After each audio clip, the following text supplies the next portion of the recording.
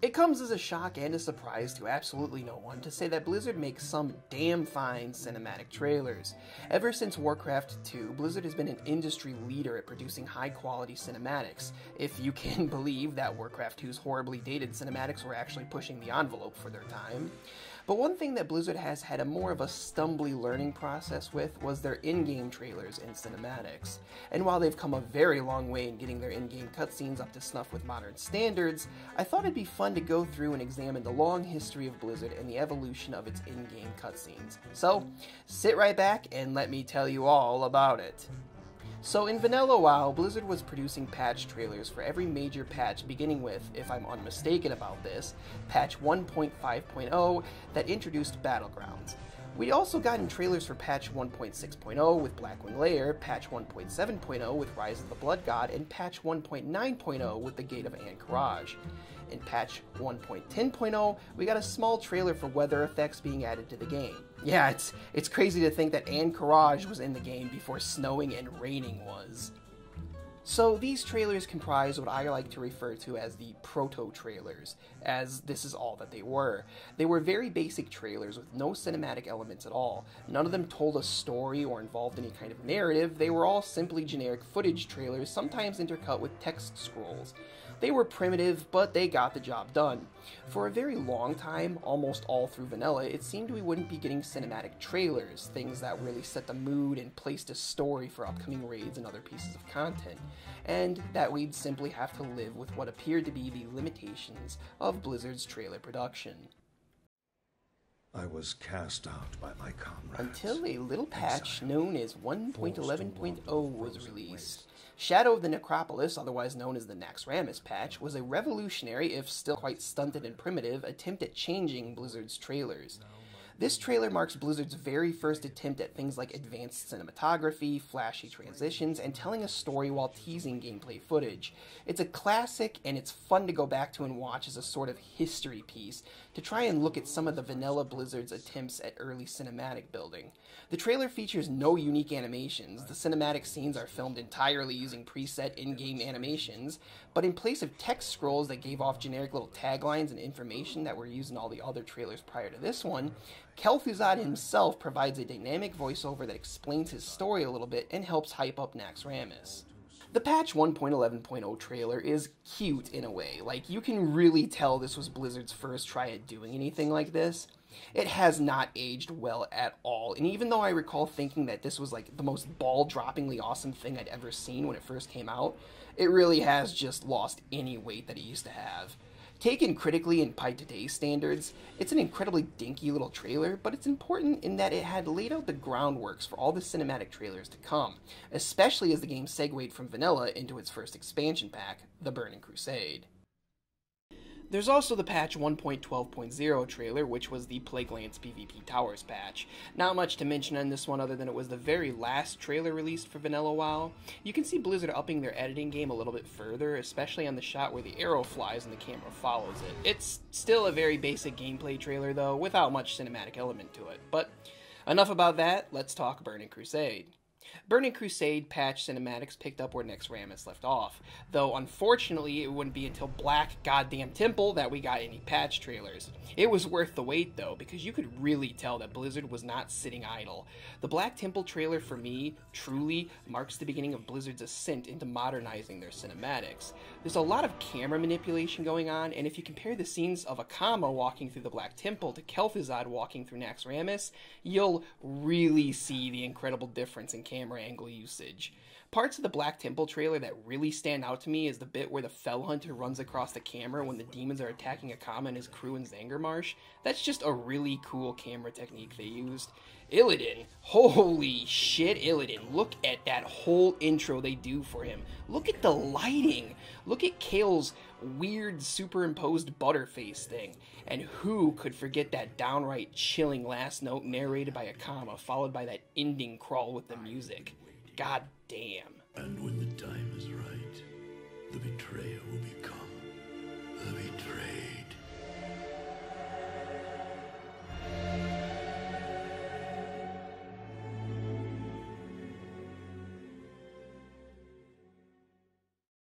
The Black Temple trailer really set a new bar for Blizzard cinematics in just about every single way. Camera usage, editing, narrative, even the length. This trailer is over 3 minutes long, whereas the Naxxramas trailer was barely around 1 minute. Even more than that, however, is the fact that Black Temple's trailer is solely cinematic. There are no shots of players fighting bosses or even really any bosses shown off at all. It's purely cinematic. The other patch trailers in Burning Crusade, patch 2.3.0's Gods of Zulaman trailer and patch 2.4.0's Fury of the Sunwell, followed Black Temple's style very well, though Gods of Zulaman was a little short at only 2.5 minutes long. Both of these trailers also lacked any real gameplay footage and were purely cinematic. In the Zulaman trailer, Blizzard stepped up the editing a little further with poorly dated and hokey bits where each of the 4 spirit animal bosses attack the screen, and they continued Black Temple's tradition of downright badass ending quotes. Fury of the Sunwell had some awesome pieces too. The part where the glass shatters and flies into the void as the haunting vocals play in conjunction with it, along with a generally very good narrative and another great ending line, make Fury of the Sunwell a great finishing piece to the Burning Crusade cinematics. The Burning Crusade cinematics were all quite good, and they all really ramped up Blizzard's bar of quality, though they utilized very few examples of actual animation, and like the Naxxramas trailer from Vanilla, primarily were made using in-game generic animations. Notable exceptions to this are Kael's weird butterface thing, where they actually gave him a superimposed real face in order to give his lip movements in sync. Oh my god. In order to have his lips move in sync with his lines. Also, whoever edited the Burning Crusade cinematics had a goddamn fetish for the lens flare effect. It's in every freaking trailer, and it's used at least twice in each. Burning Crusade really rose Blizzard's cinematography to a new level compared to Vanilla, and they upped the ante even further when going into the next expansion, Wrath of the Lich King. Wrath of the Lich King was the first expansion to have a non-patch related trailer that was used for the expansion itself, which we've now come to know as the essential expansion trailer that comes along with the expansion cinematic. Not much to say on Wrath's expansion trailer. It's a very basic thing, and it gets the job done. A quick flyby overview of features that try to tell a simple, non-narrated story of 2 idiots dying in Northrend, while Arthas talked about how cool he was.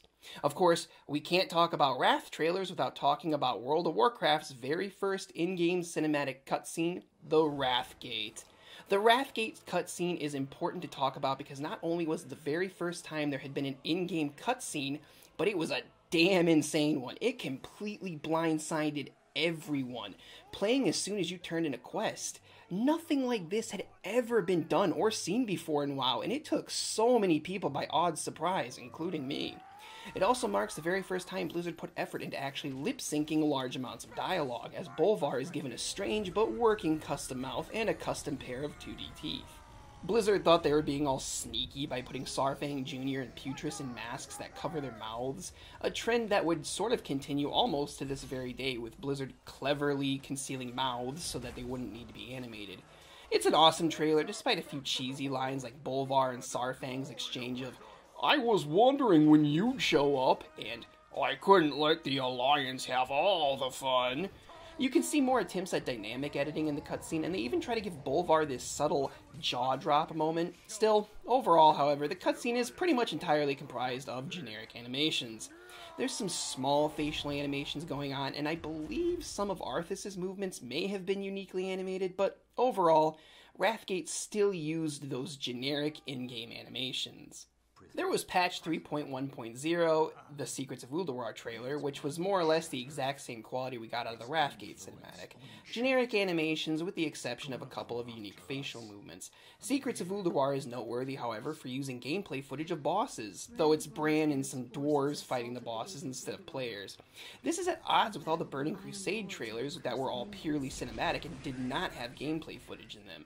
Patch 3.2.0 gave us the Call of the Crusade trailer, although this time we got a curiously old-school patch trailer. No narrative or voiceover, just generic gameplay footage set to music, and after all these years, the return of text swipes. I remember a lot of people being confused and even a little upset by Call of the Crusade's trailer, and it left a lot of people wondering if Blizzard was actually going to stop doing cinematic trailers for patches.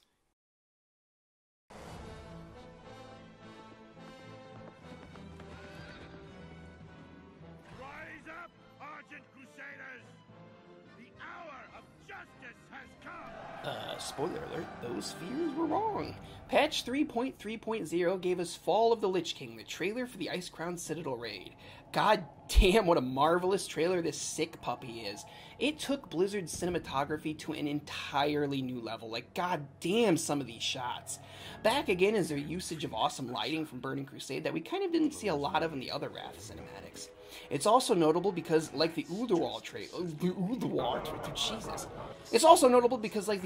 trailer, this one intercuts lots of scenes of actual trailer footage. This time, though, it's back to the vanilla classic of showing players fighting with the bosses. Overall, a disgustingly powerful and awesome trailer. Wrath of the Lich King was also the first expansion to give us the post-final boss cutscene. After beating Arthas, players were treated to a cinematic of Arthas' death and the aftermath that immediately followed. This blew people away at the time, and it really piggybacked off of the residual awe that the Wrathgate trailer had hit everybody with over a year ago. You can see Blizzard really steps up their attempts at cinematography, with Arthas' eyes being dynamically animated, teeth and mouth movements looking a little better than they did at the Wrathgate cutscene, Tyrion's face being reflected off the gem in the Lich King's hat, and of course, that amazing effect that they did for Tyrannus' little ghosty disappear thing. We do get another instance of weird superimposing of Bolvar's face during a speaking scene of his, but overall it's a powerful and fantastic cinematic and a perfect end to the increasing bar of quality Blizzard delivered to us over the expansion. Leave this place and never return. When it comes to the Cataclysm patch trailers, there's not a ton to talk about. We didn't get much with Cataclysm, but we did see a return of actual in-game cutscenes with the Worgen and Goblin starting quests. This time, however, Blizzard stopped merely flirting with doing unique animations and gave us actual animation. For the first time in the game's history, they had cinematics that relied primarily on unique animations as opposed to recycling in-game emotes and attack swipes. The only actual patch cinematics we got, however, was for 4.1.0's Rise of the Zandalari and 4.2.0's Rage of the Firelands raid. 4.3.0's Dragon Soul raid infamously didn't have a cinematic trailer, but went back to the Call of the Crusade's more bare-bones trailer format. But let's talk about Rage of the Firelands. I recall being somewhat impressed with it, as I was surprised at what Blizzard did. It's a very well-filmed and edited cinematic, and it has a lot of unique animation, most notably the shot of the front gates of Orgrimmar being ripped apart by a wave of flame. Dragon Soul did at least continue the tradition of a post-final boss cutscene once Deathwing was defeated. The Deathwing cinematic was a little boring compared to the Lich King one, but Blizzard did continue improving their cinematic quality. Look at Nazdarmu running his fingers through the sand as it spills from his weird shoulder thingy.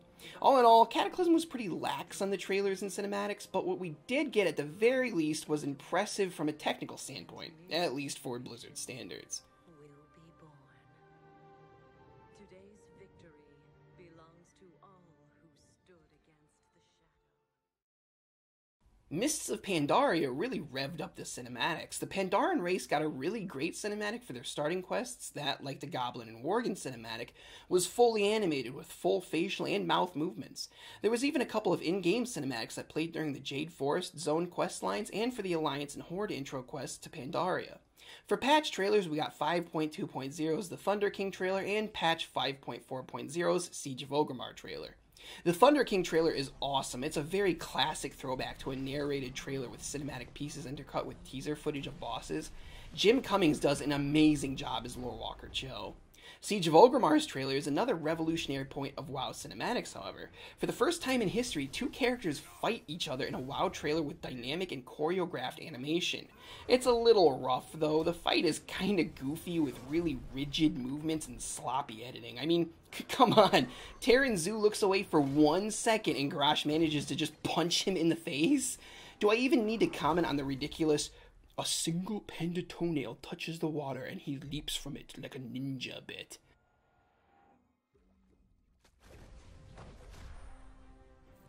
I really like the little effect on the butterfly, though, the way it dissolves into nothing as it attempts to fly away from the spooky Shah. Other than that, Siege of Orgrimmar's trailer is very good. Some good moments, even if the whole fight scene bit was a little stiff. Lots of gameplay footage intercut with the cinematic parts, and at 4 minutes long, it's the single longest cinematic we've gotten since the Wrathgate cutscene. It was Blizzard's very first attempt at doing action combat and showing characters actually hitting each other and fighting, something we'd see a lot more of once we got to the next expansion. But before we talk about that, let's talk about MoP's post-final boss cinematics. Once again, Blizzard set new standards for themselves with these cinematics. Not only did they dynamically make 2 different versions of the cinematic to play depending on which faction you were, but for the first time ever we actually see a troll model talking. Yeah, they actually gave Worgen a working mouth this time and didn't cover it up with a scarf or a mask or a tissue or something. It kind of set a little standard of no longer trying to be clever with hiding mouths. As Mists of Pandaria came to a close, Warlords of Draenor came along, and with it, all of the vanilla and Burning Crusade player models were updated to all new standards of quality. You can just tell that the cinematic guys went wild with these new models, because we got so much content from WoD. at least content relating to the cinematics, that is. All of the questing zones, with the exception of Spires of Arak and Gorgrond, had cinematics that played at the end of their major quest lines, and damn, were all of them just really good. One thing Blizzard had gotten really good at in WoD was animating faces. This, obviously, in large part due to the fact that they now had models that were not awful. These cutscenes have such subtle movements and character that is expressed in just eye and facial movements alone. Look at Velen and Ural in the Shadowmoon Valley cutscene. Look at their facial movements. Look at their eye movements. We got a lot of cutscenes that had fighting in them, though this time around the movements and choreography, look so much better and far more fluid than what we got in the Siege of Orgrimmar trailer. All in all, despite what you might think of Warlords of Draenor as a whole, we got a decent amount of cinematic content from it. The expansion was sorely lacking in raids, so we really only got a single raid tier trailer for patch 6.2.0 and the Hellfire Citadel raid.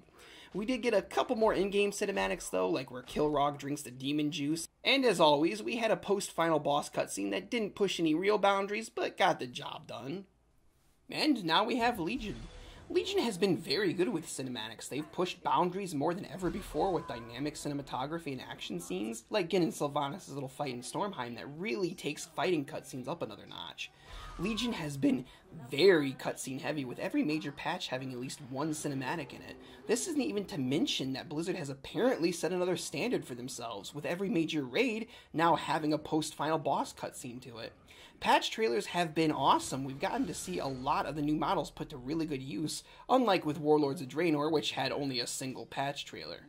In-game cinematics are getting impressively well done these days, with the most recent examples being the Legion Epilogue cinematics for the Alliance and Horde. The Alliance Epilogue is okay. I really find Anduin's speech a little corny and really canned, but I cannot deny how good the facial movements are getting in WoW's cutscenes. I mean, damn. Just look at Gin's subtle twitches right there. The Horde's cutscene was a good excuse to show off how great the new Tauren model is. I never thought I'd see a goddamn Tauren model giving a speech with dynamic and well-animated mouth movements, but here it is.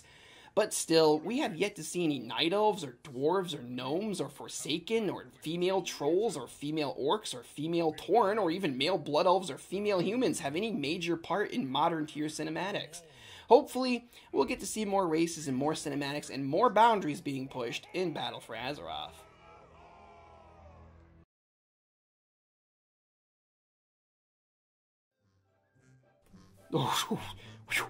I know this is a long as hell video, but I thought it'd be fun to go through and examine the basic history of WoW's cinematics, looking at the very earliest of them and seeing how far they'd come and how much they'd changed over the years. I guess in closing, I hope you liked this beast of a video, and if you want to see more stupid bullshit made by me, consider subscribing and liking this video so I have a reason to continue living. Thanks, and have a fun.